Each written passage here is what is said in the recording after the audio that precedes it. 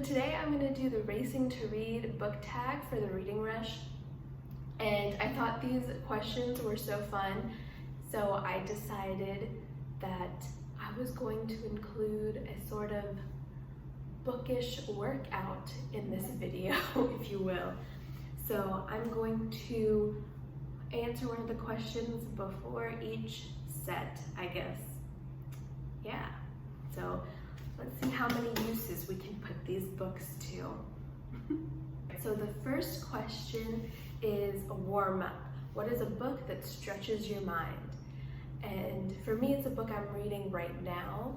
I put it on hold for the Reading Rush because I didn't want to rush through it, but it's How to Be an Anti-Racist by Ibram x Kendi.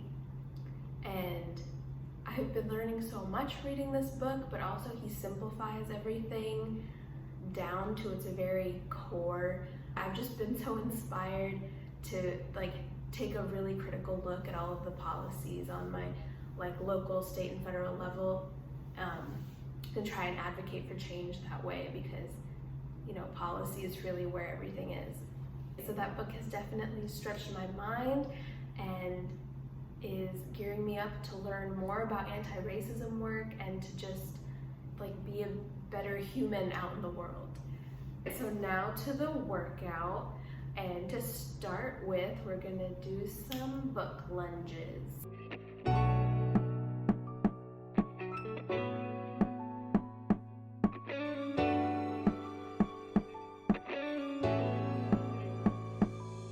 Okay, so the next question is starting line. What is a book that you started and never finished? And I've been much more okay with DNFing books recently, just because I've been reading multiple books at once, or just I'm interested in so many things at the same time. So if it's not holding my interest for long, I'll just DNF it.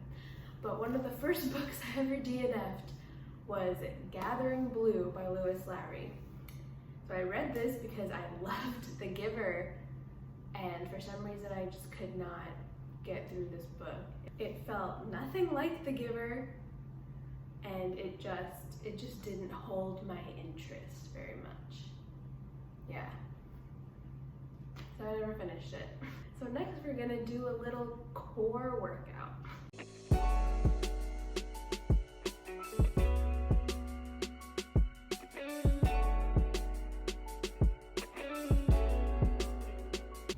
Alright, so the next question is sprint. What's a book that you read really quickly? One of the books that I read the fastest this year was Normal People by Rooney. And I read this for Ariel's Patreon book club, which was really, really fun.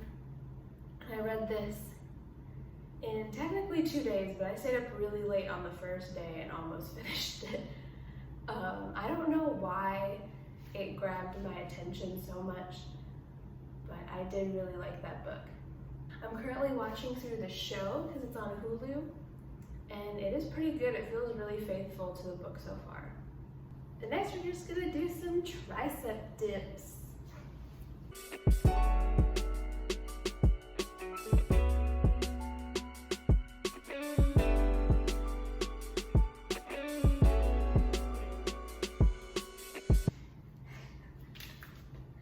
I don't know if y'all can tell in this video, but I'm not very strong. Okay, we're gonna put that aside. So the next question is marathon. What is your favorite long book that you've read? And for me, I actually realized that I don't read a lot of long books. I'm currently working on The Count of Monte Cristo, but I haven't finished it yet. I'm only about a third of the way through. So I guess my answer will be The Nightingale by Kristin. This is a good chunky book. It's almost 600 pages, and I read this together with a group of my friends, and so it was really fun to just talk with them about it, and it was a really, really good book. It made me cry. It made me cry so much. Okay, next we're gonna do a wall sit. So there's a BuzzFeed article that I got a lot of this inspiration from, and their first exercise on there was the wall sit and read. So we're gonna do a wall sit, and we're gonna read as much as we can until it burns for a good while.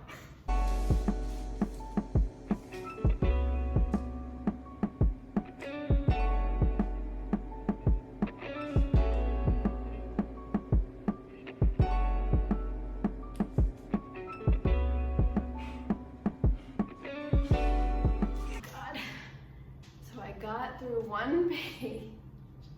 All right, I'm just weak. The next question is hurdles. What was a book that had ups and downs? And for me, this is probably Mockingjay by Suzanne, the third book in the Hunger Games trilogy. When I first read this book, I gave it 1 star, even though I stayed up all night finishing it in one sitting. So I had a lot of feelings about it, but I recently reread it. I did a Hunger Games reread earlier this year, and it's not that bad. It's not 1 star bad, and there were actually a lot of moments in there that I really liked.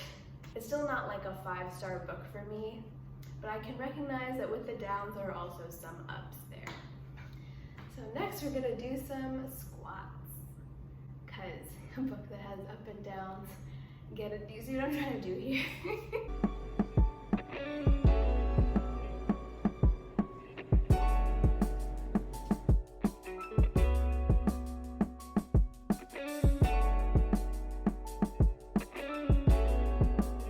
Okay, now we're at the finish line.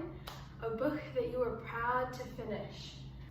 Oh God, I'm actually tired. This is mostly a joke video, but I'm actually tired. Okay, the book I'm proud to finish is 100 Years of Solitude by Gabriel Garcia Marquez.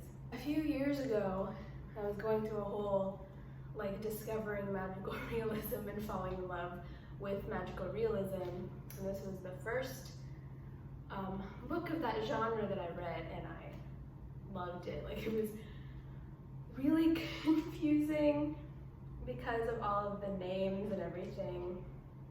There's a whole family tree in the front. So it's multi-generational, there's a lot going on, there are a lot of names. The writing style is not the clearest, but it is beautiful. And the ending of this book had me mouth agape for a good hour. I had no idea what was happening. I loved the journey so much, and yes, it was definitely a challenge to read, especially at the time. I'm definitely excited to pick this one back up at some point, because it's easily one of my favorite books, one of my favorite reading experiences I've ever had. Yeah, so there we go. So this is the last active question. So we're gonna do a plank, and it's gonna be the same situation as the wall sit. So we're gonna plank for how long it takes to read a page.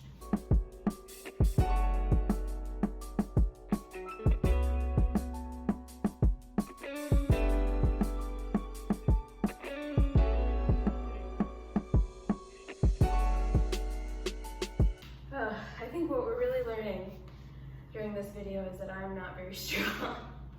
So the next question is gold medal. What is the best book you've read during a readathon? So I haven't done very many readathons, actually, but I did the magical readathon that's hosted by G at Book Roast earlier this year, and that's when I read Jurassic Park, which was just such a fun experience. So I'm gonna go with Jurassic Park. And you can hear more about my thoughts on that in, I think, my mid-year book freakout tag video. So I'm gonna do a cool down, which is just the corpse pose from yoga. Just gonna lie